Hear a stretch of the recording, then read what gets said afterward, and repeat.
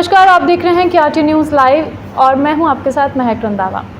जैसे कि आपको पता है कि कोरोना की वजह से देश विदेश में काफ़ी जो लोग हैं वो कोरोना संक्रमित पाए गए थे, जिसके कारण कई लोगों की जानें भी गई, कई लोगों ने अपनी परिवार भी गंवाए इस कोरोना जैसी लड़ाई में। लेकिन अगर बात करें सिविल अस्पताल में पठानकोट की, तो वहाँ पर भी कोरोना के केस जो हैं वो आए दिन आते रहे और SMO राकेश सरपाल, जिन्होंने दिन रात एक करके कोरोना जैसी महामारी से वो लड़े हैं, एकजुट होकर उनका स्टाफ लड़ा है। आज इसी कड़ी के चलते हम उनसे बातचीत भी करेंगे कि क्या क्या उन्हें परेशानी आनी पड़ी, क्योंकि जिस तरह से उन्होंने ये जिम्मेदारी एक हिम्मत दिखाकर संभाली है, वाकई ही तारीफ़ें काबिलियत है उनकी। सर, सबसे पहले नमस्कार। बहुत बहुत नमस्कार जी। नमस्कार सर। कैसे आपने, जैसे कोरोना का जो टाइम चल रहा था, आपके कंधों पर बहुत बड़ी जिम्मेदारी थी अस्पताल को लेकर, फिर किस तरह से आपने और आपके स्टाफ ने किस तरह से ये जिम्मेदारी को संभाला? हाँ, जैसे मैंने ज्वाइन किया था, जनवरी में मैंने ज्वाइन किया था। उसके इमीडिएट बाद कोविड वैक्सीनेशन गवर्नमेंट ने लॉन्च की थी 15 जनवरी को। तो हमने यहाँ पे पहले कोविड वैक्सीनेशन सेंटर बनाया था आइसोलेशन वार्ड के ग्राउंड फ्लोर पे। तो उसमें सबसे पहले हेल्थ केयर वर्कर को इंजेक्शन लगे थे। तो उसके बाद फिर हमने सेकंड दोबारा बाद में फिर अबाव जो 60 थे उनको लगने शुरू हुए, तो एक और वैक्सीनेशन सेंटर बनाया मैंने। तो उसके बाद तीसरा वैक्सीनेशन सेंटर भी मैंने यहाँ पेडियाट्रिक वार्ड में बनाया। तो हमने तीनों वैक्सीनेशन सेंटर को चलाया और इनिशियल स्टेज में Pathankot was at number 1 for immunization in the whole of Punjab. इस वक्त भी पठानकोट दूसरे या तीसरे नंबर पे है। तो हमने काफ़ी अच्छा वैक्सीनेशन को कवर किया था। बाद में फिर जैसे ये सेकंड वेव आई, तो हमने ये वैक्सीनेशन सेंटर तो हमने बाहर शिफ्ट कर दिए वेटनरी हॉस्पिटल में बेसिकली, बिकॉज़ यहाँ काफ़ी ज़्यादा अगर रश रहना शुरू हो गया था, तो उसके कारण लगता था कि कोई आके इन्फेक्शन लेके ना जाए या दे के ना जाए। तो फिर हमने वैक्सीनेशन सेंटर बाहर शिफ्ट किए। उसके बाद फिर सेकेंड वेव जब आई है, तो उस वक्त अप्रैल में और फिर मई में सडनली बहुत ज़्यादा केसेस बढ़ने शुरू हो गए, ऑक्सीजन रिक्वायरमेंट बहुत ज़्यादा बढ़ गई थी। तो हमने पीक में अराउंड 77 पेशेंट थे मेरे पास, तो जिसको हमने हैंडल किया। ऑक्सीजन सप्लाई को हमने मेंटेन किया। हमें फॉर गॉड ग्रेस कि हमें कभी कोई ऑक्सीजन की वजह से कोई प्रॉब्लम नहीं आई और हमने ऑक्सीजन रिक्वायरमेंट को बहुत अच्छी तरह मेंटेन किया। तो उसके बाद सेकेंड वेव भी निकल गई। तो अब उसके बाद हमारी ये एनक्वास की, हमें फॉर गॉड ग्रेस कि हमें कभी कोई ऑक्सीजन की वजह से कोई प्रॉब्लम नहीं आई और हमने ऑक्सीजन रिक्वायरमेंट को बहुत अच्छी तरह मेंटेन किया। तो उसके बाद सेकेंड वेव भी निकल गई।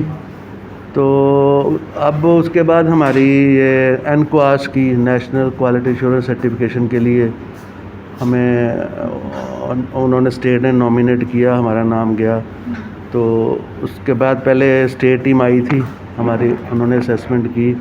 तो अभी ये 26, 27 और 28 3 दिन हमारी फिर नेशनल असेसमेंट हुई है।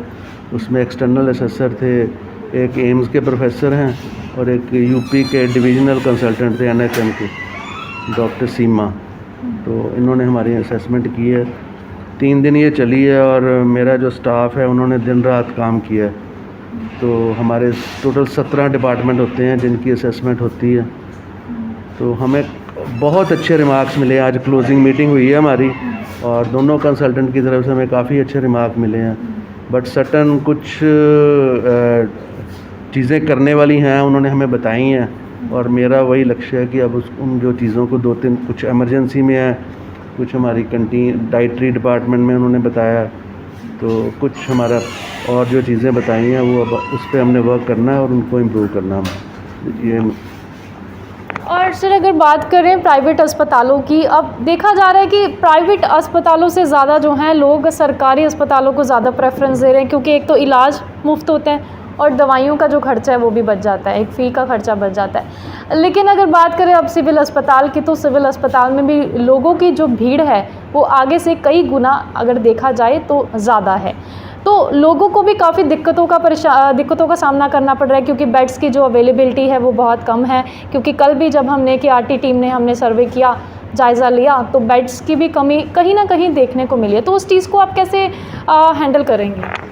ऐसे ये हमारा जो डिस्ट्रिक्ट हॉस्पिटल है ये हिमाचल और J&K उनको भी केटर करता है, साथ में with this population of course Pathankot city also.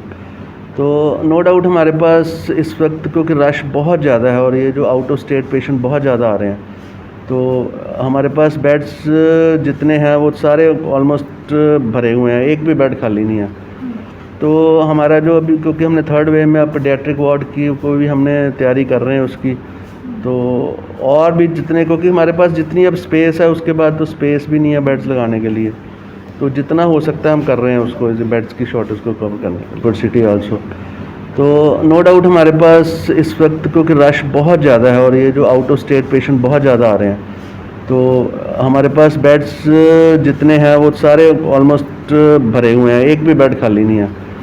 तो हमारा जो अभी क्योंकि हमने थर्ड वेव में अब पेडियाट्रिक वार्ड की को भी हमने तैयारी कर रहे हैं उसकी, तो और भी जितने क्योंकि हमारे पास जितनी अब स्पेस है उसके बाद तो स्पेस भी नहीं है बेड्स लगाने के लिए, तो जितना हो सकता है हम कर रहे हैं उसको बेड्स की शॉर्टेज को कवर करने के लिए। और जब अभी थर्ड वेव जो आ रही है जिसको बताया जा संभावित लहर जो अभी आ चुकी है, तो उसके लिए क्या कर रहा है अस्पताल प्रशासन? उसके लिए एक तो हमारा जो PSA प्लांट ऑक्सीजन प्लांट है वो इंस्टॉलेशन हो गई है, उसकी थोड़ा सा रह गया काम। उसके अलावा हमने जो अपना पेडियाट्रिक वार्ड तैयार किया है, तो अभी उसमें हमने ICU बेड लगाए, 11 ICU बेड हमें मिले हैं, परसों ही मिले हैं हमें। तो उसके पास जितने हमारे पेडियाट्रिक के बेड्स थे उन सबको हमने ऑक्सीजन के साथ जोड़ लिया ताकि वो थर्ड वेव आने में हमारे काम आ सके।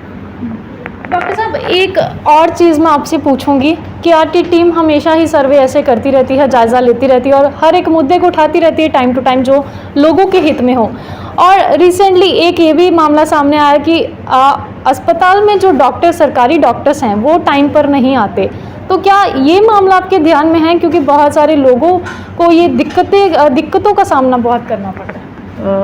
मैंने ऑलमोस्ट सारे डॉक्टर्स को मीटिंग लेके उनकी बताया हुआ है कि आपने जो हॉस्पिटल टाइमिंग है उसमें आना है, तो मोस्टली डॉक्टर आते हैं। जो नहीं भी आते हैं आपने मेरे ध्यान में लाया, तो एक बार दोबारा मीटिंग करके उसमें डिस्कस कर लेंगे। और ये तो हम ड्यूटी बनती है डॉक्टर की, जो टाइमिंग है उसके हिसाब से हमने OPD में बैठे हैं या जो भी दूसरा सर्जिकल काम है वो करें, तो इसको मैं आई एम लुकिंग आफ्टर। जैसे OPD के बाहर बहुत रश हो जाता है डॉक्टर्स की, तो कोई अटेंडेंट भी होना लाजमी है वहाँ पर?